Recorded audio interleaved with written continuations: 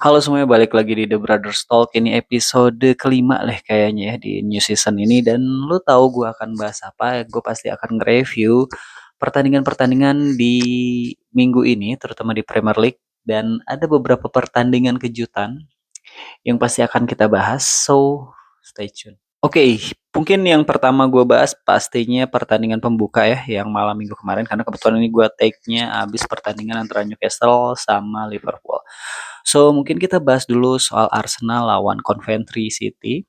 Tim yang memang baru promosi di musim ini karena memang sebelumnya di musim lalu dia juara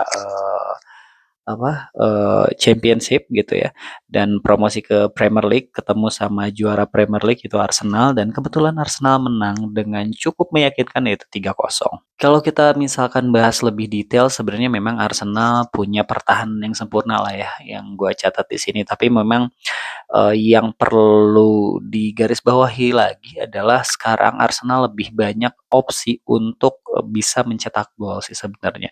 Jadi kalau kita lihat Arsenal itu cetak gol dari golnya Havertz, terus juga Saka dan juga Odegaard. Itu cukup oke gitu ya, dan memang ada pergerakan yang lagi-lagi Christos Solis itu menunjukin bahwa dia punya impact yang cukup baik di Arsenal musim ini. Kalau dilihat ini Havertz bisa menggantikan Gyökeres gitu ya, Havertz kembali ke posisinya dia gitu ya sebagai starter utama di Arsenal. Dia sebagai finisher, terus Saka juga salah satu eksekutor yang cukup baik gitu ya di sisi kanan, ditambah dengan kreator kita gitu, kreator dari Arsenal yaitu kapten kita Odegaard gitu, dan juga ada tambahan direct trade dari kiri di sisi Christos Solis gitu ya, yang memang di musim lalu mungkin ada Trossard, tapi sekarang Solis lumayan luar biasa gitu ya ditunjukin dari beberapa penampilan dia, dan ditambah lagi udah pasti adanya Declan Rice gitu ya, progresi dari lini tengahnya ini cukup cukup luar biasa, meskipun ada Myles Kelly juga di sana dan memang bermain cukup bagus. Oke, mungkin catatan keduanya ini sih tadi terkait Christosolis kalau gue lihat ya, karena kalau kita lihat gitu di golnya Havertz di yang pertama itu meskipun memang ada sedikit kesalahan dari lini belakangnya Coventry, cuman pressing dari Solis itu benar-benar menciptakan sebuah turnover gitu ya, yang memang akhirnya bisa dimanfaatkan oleh Arsenal dari crossing. Jadi kan dia pressing tuh pemainnya Coventry gitu ya. Terus bolanya liar ke Calafiori, dan Calafiori ngasih crossing datar ke Havertz dan langsung dieksekusi dengan baik oleh Havertz, itu luar biasa banget gitu. Dan ditambah gol keduanya Saka kalau nggak salah itu juga kan Solis itu jadi salah satu pemain yang punya andil di gol ini, bahkan memang jadi andilnya dia cukup besar karena memang tendangan yang dia lakukan gitu ya itu gagal diantisipasi tuh sama si Rushworth kalau nggak salah di kipernya Coventry, yang akhirnya jadi bola liar yang ditendang oleh Saka menjadi gol kedua. Nah, itu juga adalah salah satu senjata baru menurut gue di sisi kirinya Arsenal, karena kalau kita lihat ya secara sepanjang pertandingan gitu, yang biasanya Arsenal itu timpang banget dari di sisi kanan, tapi ini cukup balance karena ada hadirnya Solis di sana. Gue ngelihat ada switch play yang sering dilakukan gitu ya, nggak cuman ke kanan terus, tapi ada bola yang sering ke kiri juga, ditambah dengan kolaborasinya dengan Calafiori itu menurut gue cukup menambah ancaman buat lini bertahannya Coventry semalam. Gue sekarang masuk ke poin 3, di mana agak cukup menarik ya, karena memang Havertz ini mulai dilirik lagi oleh Arteta dan memang jadi pilihan utama Arteta gitu ya. Sementara Gyökeres itu beberapa pertandingan ini di bangku cadangan terus gitu. Terus ditambah juga ketika Community Shield kemarin gitu ya lawan Manchester City, Havertz juga jadi starter dan dia mencetak gol. Di situ kita bisa lihatlah bahwa memang Havertz ini cukup bisa diandalkan secara produktivitas gol, dan memang sisi klinisnya dibandingkan dengan Gyökeres gitu. Jadi sebenarnya ini jadi muncul pertanyaan besar sih kalau buat gue sebagai fans Arsenal gitu ya. Kalau misalkan memang Havertz terus-terusan produktif kayak gini, gimana caranya Arteta bisa ngebagi menit bermain buat kedua pemain ini, karena musim lalu Gyökeres juga nggak begitu baik gitu ya. Bahkan menurut gue Havertz juga tidak cukup baik, namun di sisa musim itu Havertz cukup kembali lagi ke performanya dia gitu ya, dan memang kebawa juga di awal musim ini gitu. Jadi ini akan seru dan akan menarik gitu ya. Peran Havertz dan juga Gyökeres ini ke depannya akan seperti apa, Arteta akan membagi menit bermain mereka itu akan seperti apa. Bahkan yang lucunya, gue dapat rumor bahwa Gyökeres itu sibuk menawarkan diri ke Barcelona, dan menurut gue too soon sih kalau misalkan Gyökeres harus pindah sih sebenarnya. Mendingan coba untuk berkompetisi dulu gitu ya dengan Havertz untuk bisa dapat posisi di Arsenal atau jadi starter di Arsenal sih. Oke, lanjut ke poin keempat. Sebenarnya dominasi Arsenal ini memang cukup terlihat ya melawan Coventry, tapi gue nggak mau coba untuk overclaim juga gitu ya, karena memang ini lawannya adalah klub promosi gitu. Dan memang ini baru game week pertama, jadi belum bisa jadi acuan untuk seperti apapun. Meskipun memang di Community Shield Arsenal juga menang gitu ya 3-0 lawan Manchester City gitu, dengan skor yang sama dengan lawan yang memang secara kualitas sebenarnya berbeda. Nah, data pertandingan sebenarnya nunjukin, di sini gue juga coba lihat gitu ya, Arsenal itu mengontrol pertandingan dengan 64% possession, terus 20 shot dan 6 shot on target, sementara Coventry ini cuman 4 shot dan 1 on target. Dan kalau kita lihat gitu ya, golnya juga terjadi di menit ke-15, terus 23 dan 49. Ini artinya Arsenal itu bisa menciptakan gap yang cukup besar gitu ya sebelum Coventry ini punya ritme atau mengembalikan ritme pertandingannya. Tapi memang menurut gue karena memang lawannya tim promosi gitu ya, dan baru balik sekitar 25 tahun deh kalau gak salah Coventry ini, dan Gyökeres juga kan dulu pernah di Coventry. Ini jadi belum jadi sesuatu yang menurut gue oke gitu. Tapi dari hasil pertandingan ini atau dua pertandingan termasuk dari Community Shield kemarin, ini Arsenal nunjukin bahwa mereka itu udah cukup siap. Tapi ya memang Coventry City ini belum cukup lah untuk bisa kita jadiin benchmark keberlanjutan Arsenal di musim ini di Premier League. Nah, mungkin ini poin terakhir ya di pertandingan antara Arsenal lawan Coventry City gitu ya, yang malam minggu kemarin, sorry. Karena memang ya lawannya balik lagi gue bilang Coventry City yang baru promosi, dan ya dari musim lalu Arsenal kan selalu dikatakan punya lini belakang yang luar biasa ya, yang hebat gitu ya. Ada duet Saliba dan juga Gabriel. Tapi memang semalam itu kan Saliba memang masih cedera dan memang juga digantikan oleh Mosquera. Meskipun ada pemain baru yang baru datang dan baru diperkenalkan kemarin pas pertandingan lawan Coventry, itu ada Ezri Konsa dari Aston Villa gitu ya. Tapi di sini nunjukin banget bahwa Arsenal bisa clean sheet meskipun tanpa Saliba. Jadi ada Ben White di kanan, lalu ada Mosquera, terus ada Gabriel dan juga ada Calafiori.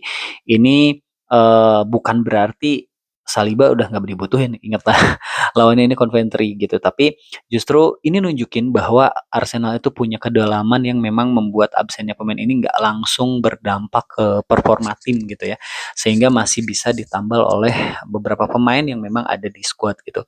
Jadi ini akan sangat amat menarik gitu ya, kedepannya akan seperti apa kekuatan Arsenal. Meskipun ya ini baru game week pertama, cuman dari 2 pertandingan terakhir itu nunjukin bahwa Arsenal udah mulai improve gitu ya dibanding beberapa kekurangan mereka di musim lalu. Nah, mungkin itu aja kalau gue ngomongin soal Arsenal lawan Coventry. Kita akan lanjut ke pembahasan yang sama gitu ya. Yang sama itu adalah salah satu tim besar melawan tim promosi juga. Oke, ya kalian tahulah bahwa sehari sebelumnya Arsenal menang 3-0 lawan klub promosi, dan dibilang ya lawan promosi aja. Tapi ini ada tim besar ya, siapa lagi kalau bukan King MU gitu yang mau tsunami Trophy, dia malah kalah. Kalah 2-0 ya dari dari Hull City. Itu hmm Itu cukup jadi tamparan sih buat fansnya MU, terutama, yang percaya bahwa Carrick ini bisa ngebawa MU jauh lebih, oke gitu. Kalau misalkan kita ingat ini tuh hampir sama banget siklusnya kayak, eee, Ole Gunnar Ole waktu itu ya, di periodenya Ole yang memang hampir mirip seperti ini gitu, bahwa, fansnya MU itu percaya bahwa Ole itu bisa mengangkat MU ke arah yang lebih baik. Tapi sekarang juga, hampir sama seperti itu, dan yang paling menohok menurut gue, ya kayaknya sih MU nggak hoki aja, dan ini juga baru baru pertandingan pertama gitu ya. Karena kalau misalkan kita lihat gitu ya, dari statistik gitu, kalau gua coba buka, ini Hull City cuma 28% men. Tapi untuk apa namanya, untuk MU itu ada di 72%. Total shoot-nya, Hull itu 8 berbanding 21 MU, on targetnya itu tipis tapi 4 Hull dan 5 MU, terus juga XG-nya juga sama-sama besar kalau menurut gue dengan pertandingan dengan intensitas seperti ini dan possession ball yang cukup jauh. Hull ini punya 1,26 dan juga MU itu 1,81 XG gitu ya, dan touch in the box-nya juga lebih banyak MU sebenarnya di angka 41-11, dan ya yang lain parameternya juga memang udah jelas bahwa di sini nunjukin MU itu sebenarnya dominan. Cuman ya kalau bisa dibilang finishingnya cukup buruk ya, dengan menempatkan Mbeumo di striker ternyata tidak begitu works juga gitu, dan ada Patrick Dorgu, Lionel Dorgu yang memang dimainkan juga itu cukup jadi sorotan, terlebih lagi dari kesalahan Maguire di lini belakang ya, duetnya Maguire sama Eden Heaven itu agak sedikit hmm, kurang oke sih. Dan masalah sebenarnya gitu ya, justru yang gue lihat itu bukan soal kontrol pertandingannya, tapi kualitas kontrol pertandingan yang dijalankan oleh MU gitu. Mereka itu punya possession ball gitu, tapi Hull yang lebih berhasil menentukan gitu ya pertandingan ini dibawa kemana gitu. Dan ini cukup lucu sih untuk game week pertama tim yang menurut gue bisa bicara banyak di musim ini, yaitu MU. Nah, selanjutnya mungkin yang perlu digarisbawahi dan cukup jadi concern gitu ya untuk MU membenahi eee, timnya untuk kedepannya gitu ya, dari 2 gol ini tercipta dari mana? Kalau kita lihat 2 gol ini tercipta dari set piece gitu ya. Yang pertama itu kalau nggak salah dari Semi Ajayi pas corner gitu, terus yang kedua itu dari Nobel Mendy itu pas free kick gitu. Dan ini sebenarnya bukan detail kecil sih kalau menurut gue, dan di sini kan udah jelas tadi yang gue sampaikan based on statistik gitu. MU ini ngabisin sekitar 574 operan kalau nggak salah, dan Hull itu cuma 177, tapi Hull City ini cuman butuh 2 momen tersebut gitu ya untuk bisa menghancurkan United di game week pertama. Jadi percuma lo punya passing tapi di situ-situ aja dan juga nggak efektif, dan secara kualitas kontrol pertandingannya itu cukup buruk gitu. Ya akhirnya seperti ini gitu, 0-2 gitu, dan lucunya lagi ini setahu gue dua-duanya back tengah gitu, back tengah. Jadi MU dibobol oleh 2 back tengah tim promosi yang musim lalu sebenarnya di divisi championship itu dia posisi ke-6 cuman menang di playoff sehingga dia promosi ke Premier League. So, come on. Gue juga ada catatan sebenarnya, Carrick ini punya sedikit masalah gitu ya. Balik lagi dari yang tadi gue bilang adalah kualitas dari kontrol pertandingan yang perlu diperhatikan. Carrick punya atau MU punya possession tanpa ada sedikit penetrasi yang berkualitas gitu ya di lapangan gitu. Dan ya kita lihat kalau misalkan dari pertandingannya sebenarnya MU itu sudah sering banget masuk ke final third-nya Hull gitu ya, dan 41 touch di kotak penaltinya Hull itu nunjukin bahwa dominasinya mereka itu cukup baik gitu. Tapi konversinya bener-bener buruk banget dari 41 touch in the box-nya MU itu 0 gol, sementara Hull itu bisa mencetak 2 gol.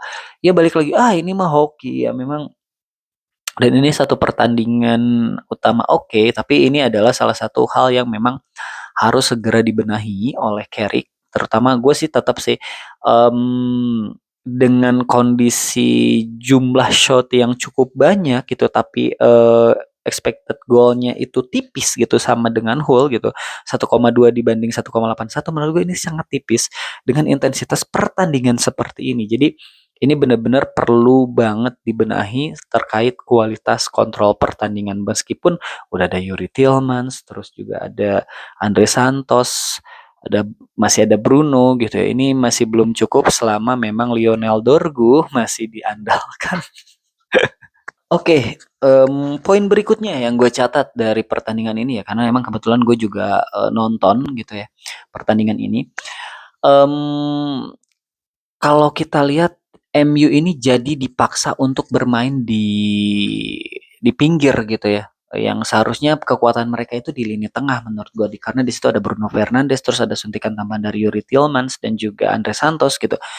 Cuman dengan permainan yang cukup kompak yang dilakukan oleh Hull gitu ya, eee, MU benar-benar kesulitan untuk bisa menembus gitu ya, atau punya kontrol penuh melalui lini tengah gitu sebenarnya. Jadi akhirnya mereka coba untuk wide area aja gitu. Di situ ada Patrick Dorgu dan di kanan kalau nggak salah ada, gue lupa deh, Amad Diallo atau siapa, ada Mazraoui juga di sayap kanan gitu ya. Sampai akhirnya tuh muncul ada statistik yang menarik yang gue coba rangkum. Di sini ada 34 open play cross gitu, dan sebagian besar crossing yang dilakukan sama MU itu kondisinya ketika dia memainkan pemain yang sebenarnya bukan target man, which is itu Bryan Mbeumo gitu. Kalau misalkan lo ada Sesko sih is okay gitu ya. Itu bisa jadi salah satu opsi yang menarik ketika lo melakukan crossing ke kotak penalti yang benar-benar penuh banget sama pemainnya Hull City. Sementara ini kondisinya nggak ada, men. Jadi udah kayak buntu aja, possession yang lo lakukan dan juga dominasi yang lo lakukan itu lebih bisa diprediksi gitu oleh lawan. Ya udah, nanti ujung-ujungnya juga akan crossing dan seperti itu. Dan akhirnya memang nggak efektif dan tidak menciptakan satupun gol untuk Manchester United. Jadi ini menurut gue udah benar-benar kualitas kontrol pertandingannya udah benar-benar ancur banget menurut gue untuk MU. Oke, sebenarnya gue punya catatan cukup banyak sih di pertandingan ini karena benar-benar menarik dan untuk dianalisa gitu ya. Kok bisa MU itu bisa benar-benar kalah dari Hull gitu, yang memang notabene gue juga sebenarnya tidak memprediksikan MU ini bakal kalah gitu ya. Catatan berikutnya mungkin gue bahas sedikit soal my friend kita Lionel Dorgu gitu ya. Ini tuh menurut gue paling menarik gitu, secara detail gitu ya. Karena kalau kita lihat di Dorgu ini diposisikan sebagai left winger gitu ya di depan gitu. Dan secara struktur menurut gue ini cukup problematik sih. Kenapa? Karena memang Dorgu itu kan bukan tipe winger yang paling natural untuk menjadi apa ya, primary creator gitu ya. Untuk melawan kondisi yang memang ataupun lawan yang punya bloknya itu benar-benar rendah banget kayak kayak gini gitu ya. Dia lebih lebih cocok itu ketika memang ada space gitu ya, terus dia butuh akselerasi. Contoh lah, waktu dia ngegolin ke Arsenal di musim lalu gitu ya, waktu MU menang kalau gak salah. Itu kan ngeliatin banget ya, dia cukup baik ketika memang ada space, dia bisa akselerasi dan juga nge-carry bola ataupun cari ruang yang memang benar-benar bisa dia manfaatkan gitu. Bukan kondisi yang seperti semalam gitu. Yang memang di mana dia nerima bola, terus beat combat block sama bikin change yang memang nggak juga bisa dilakukan gitu. Makanya beberapa beberapa media itu nyoroti banget sama apa namanya, performanya Dorgu ini. Makanya ini cukup lucu gitu ya, meskipun akhirnya digantiin sama Rashford gitu. Tapi ketika memang Rashford masuk gitu, ini juga jadi catatan gue, United tetap jelek sebenarnya. Ini gimana ya, Rashford ini memang kasih sedikit energi gitu ya di babak kedua, tapi United tetap kesulitan buat, ciptain sebuah peluang yang bener-bener clean gitu untuk bisa mengkonversi itu menjadi gol karena, problemnya itu udah bener-bener terjadi gitu karena, progresinya terus juga, change creation sama final third structure-nya itu udah bener-bener buruk tadi yang gue bilang bahwa kualitas, kontrol per pertandingan ini sangat amat buruk. Jadi bukan soal siapa wingernya, jadi ketika memang Rashford masuk itu juga nggak benar-benar berfungsi dengan baik gitu. Terus, kita bicara soal Bruno juga, di sini gue juga mencatat karena memang sebenarnya, ya Bruno kan akan selalu jadi pemain yang paling penting di MU ya, karena memang dia sejauh ini yang nge-carry MU di beberapa musim ini gitu ya. Tapi emang ketika lawan tim yang memang mainnya cukup kompak di lini tengah gitu ya, jadi dia juga gak punya cukup ruang untuk, movement dan juga konsisten gitu di depan, akhirnya dia itu dipaksa banget tuh jadi creator, terus juga risk taker dan juga problem solver. Tapi kan kalau misalkan kayak gini terus, kalau misalnya semuanya harus dari Bruno itu akan berat juga men buat dia. Gila ini pemain yang lainnya kemana? Masa Bruno dengan 10 batang pisang kan nggak lucu kalau misalkan terus-terusan kayak gitu ya nggak? Oke, terus juga sebenarnya ya, gue juga nggak mau bilang United seburuk itu juga ya, karena memang ada Mbeumo yang memang salah satu hal yang cukup positif buat MU karena memang di awal pertandingan juga dia udah mulai menciptakan peluang gitu ya, dan juga cukup mengancam gitu. Tapi memang, Hull ini jauh lebih efektif gitu. Terus juga ada Tielemans sama Santos gitu, yang sebenarnya gimana ya, gue bingung sebenarnya ngelihat mereka bermain gitu ya, bertiga bareng sama Bruno gitu. Itu dia nggak ya karena mungkin Tielemans sama Santos lah ya. Jadi kualitas kontrol pertandingan seperti apa yang lo harapkan gitu sejauh ini? Sorry to say menurut gue, didatangkannya terutama Andre Santos gue nggak ngerti gitu upgrade dari sisi apa. Kalau kita ingat ada Kobbie Mainoo, menurut gue Kobbie Mainoo lebih layak lah untuk bisa dikasih kesempatan gitu ya. Meskipun ya memang Kobbie Mainoo masuk gantiin, Tielemans itu di menit 67. Itu karena asli emang emang MU jelek banget, gue bingung mau ngomong seperti apa karena memang Hull juga bukan karena parkir bis aja sih. Kalau misalnya lo lihat possession-nya 28%, jangan jangan langsung, menyimpulkan itu Hull-nya parkir bus karena memang total shoot-nya juga cukup banyak gitu. Dia 50%, shoot on targetnya itu dari secara keseluruhan shoot yang dia lakukan itu 50% on target, sorry, maksudnya seperti itu dan XG-nya juga tadi yang gue bilang 1,26 gitu dan ini cukup bagus lah ya dengan intensi pertandingan seperti ini. Jadi intinya Hull itu bisa menang dari hal yang paling gak bisa dilakukan sama United di pertandingan tersebut gitu. Apa itu yang terkait efisien, terus juga physicality dan juga set piece execution itu cukup baik. Ya kalau ya golnya set piece juga kan itu bukan sesuatu yang ilegal untuk dilakukan oleh tim supaya bisa memenangkan pertandingan gitu ya. Jadi ya menurut gua kalau di sini gua lihat ya gue sebenarnya banyak banget catatannya gila sih untuk MU ini karena gue nggak ngerti kok bisa dia kalah dengan memalukan gitu ya dengan statistik yang luar biasa tapi dia kalah 2-0 itu gila. Ya karena ya kalau mungkin untuk pertandingan ini gitu ya terakhir lah ya untuk statementnya adalah MU ini menguasai bola tapi Hull menguasai pertandingan sih. Itu aja kayaknya kalau buat pertandingan ini. Oke, selanjutnya kita ngomongin soal ayam sayur Tottenham. Gila, lu udah belanja sebanyak itu, lu udah datangin Tonali dengan harga yang luar biasa. Terus pelatih baru De Zerbi. Lalu ada beberapa pemain yang lu beli juga dengan harga yang cukup mahal. Hasilnya lu tetap kalah sama Brentford, anjir. 3-0 ya. Ini 3-0 atau berapa sih gue lupa gitu ya.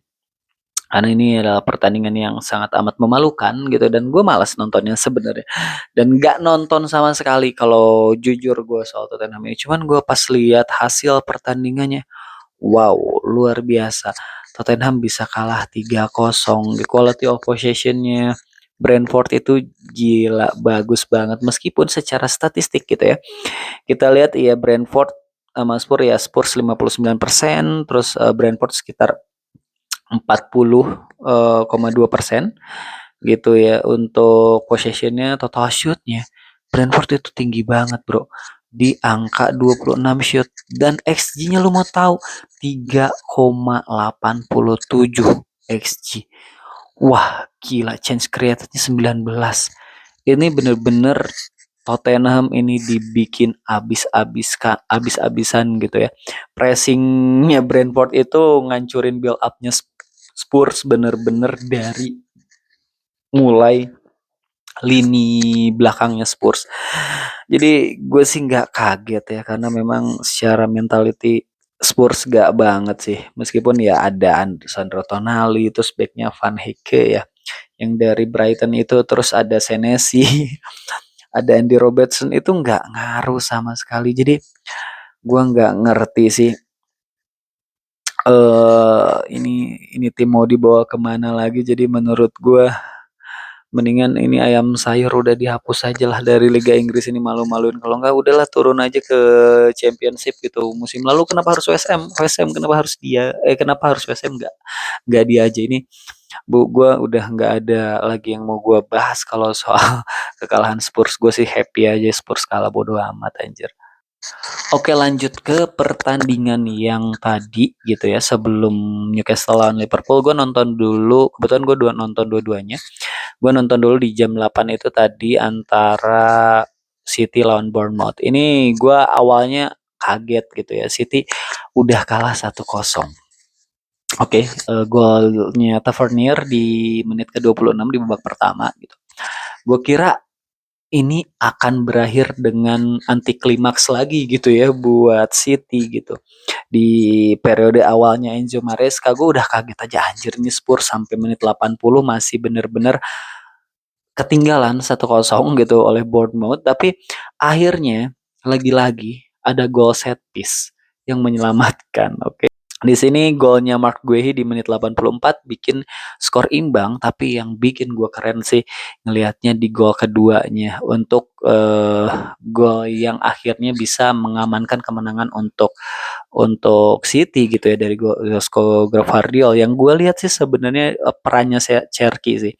Setahu gue Cherki ini main, dia enggak langsung jadi starting eleven, karena starting eleven itu di belakang ada Kusanov, Ruben Dias, Guehi, Gvardiol. Di tengahnya itu ada Rico Lewis, Anderson sama Aureli. Terus di depannya ada Semenyo, Foden sama Haaland. Di sini gue nggak ngelihat Haaland dipotong rambutnya, by the way. Gue juga tapi gue ngelihat bahwa Haaland ini cukup mengancam, cuman gue nggak ngerti kenapa nggak seklinis di periode-periode sebelumnya gitu ya. Yang gue lucu adalah City itu masih kesulitan mencari siapa sebenarnya pengganti Rodri, karena bener-bener nggak works banget di lini tengah, apalagi yang dimainin ya lu tahu tadi, Rico Lewis, Elliot Anderson sama Aureli gitu ya, meskipun pada akhirnya Kovacic masuk. Dan justru yang menarik itu adalah masuknya Cherki sih. Harusnya memang Cherki itu dimainkan dari awal. Gue nggak ngerti kenapa Cherki itu tidak pernah dijadikan starter oleh Enzo Maresca. Padahal dia punya eh, sesuatu atau kreativitas yang benar-benar nggak dimiliki ya untuk saat ini di beberapa pemain City yang ada, yang tersedia gitu. Dia adalah salah satu pemain yang bisa nge-unlock lini belakang yang rapat dari lawan. Kayak tadi contohnya golnya Josko Gvardiol, itu assist dari Cherki yang bener, 4 pemain itu setahu gua nutup ruang dia. Tapi dia dapetin satu momen yang dimana dia bisa ngasih passing yang unpredictable gitu ya ke Josko Gvardiol yang bener-bener bebas. Sebenarnya tadi juga sempat dikatakan offset, tapi pas gue lihat ini mah nggak offset sama sekali, dan bener dicek sama VAR itu nggak offset sama sekali. Dan itu yang nunjukin sebenarnya secara mental mungkin memang masih ada, tapi City masih kebingungan aja dengan kehilangan jantung permainannya gitu. Ada Rodri dan juga Bernardo Silva di sana gitu. Sehingga outputnya memang masih belum seluar biasa ketika periode Guardiola. Jadi kalau menurut gue ini yang patut kita kasih shoutout sih Ryan Cherky ya, karena memang dia game changer parah gitu ya, dan memang ini perlu buru-buru dibenahi sama Enzo Maresca, harus bener-bener cari struktur yang bisa setidaknya sedikit menstabilkan lini tengahnya City ke atas kehilangan Rodri. Dan setahu gue rumor terakhir itu udah deal sama Boadi gitu ya, yang gelandangnya Maroko kalau nggak salah, yang dari Ligue 1 Body itu, dan lumayan harganya juga 100 juta. Jadi sekitar 200 juta lebih gitu ya untuk menambal kehilangan Rodri dan Bernardo Silva. Jadi itu menurut gua harga yang cukup mahal untuk City gitu ya, mendatangkan dua pemain di tengah gitu ya untuk menggantikan peran Rodri dan juga Bernardo Silva. Cuman kemenangan ini ya nunjukin secara mentali mereka memang masih siap gitu ya untuk terus di papan atas, karena nggak mungkin juga lah ya City itu terlempar dari Big Five atau Big Four untuk Premier League gitu ya di musim ini, meskipun memang dengan pelatih baru Enzo Maresca. So itu aja mungkin kalau soal pertandingan antara Bournemouth dan juga Manchester City, dan terakhir gue akan bahas soal pertandingan Newcastle lawan Liverpool. Oke, yang terakhir Liverpool. Kalau menurutku, karena memang Liverpool itu reason ya tadi gua nontonnya, dan gue juga belum terlalu lebih dalam gitu ya menganalisa based on pertandingan yang gue tonton aja, dan based on statistik yang ada gitu yang gue lihat secara pertandingan gitu ya. Karena tadi kalau ngelihat golnya Newcastle itu semua dari counter dan juga transisi cepat yang dilakukan sama Newcastle yang memang cukup baik secara finishing, karena golnya dari siapa tadi, Joe Willock dan juga Anthony Elanga itu di menit pertama, di menit 5 itu benar-benar ngancurin strukturnya Liverpool sih. Ada Jeremy Zake di situ duet sama Virgil van Dijk. Lalu Kerkes menurut gue memang masih agak berat karena gol pertama itu Kerkes gak berhasil buat ngejar Elanga gitu ya. Sehingga terjadi gol pertama. Lalu gol keduanya pas Joe Willock itu sebenarnya juga kelihatan bahwa koordinasi lini belakangnya memang masih belum solid. Sehingga terjadi gol kedua ditambah Alisson Becker yang menurut gue secara kualitas di penjaga gawang itu sudah cukup menurun. Gue nggak tahu kenapa Mamardashvili nggak dipercaya untuk bisa jadi kiper utamanya Liverpool di musim ini. Nah, balik ke statistik tadi. Statistik sebenarnya secara keseluruhan Liverpool unggul. Terus gue ngelihat juga ada pembeda dari Cody Gakpo, meskipun golnya itu gol penyama kedudukan dari Liverpool di menit akhir itu di penalti ya Dominic Szoboszlai, karena ada kesalahan yang dilakukan sama Lewis Hall setahu gue.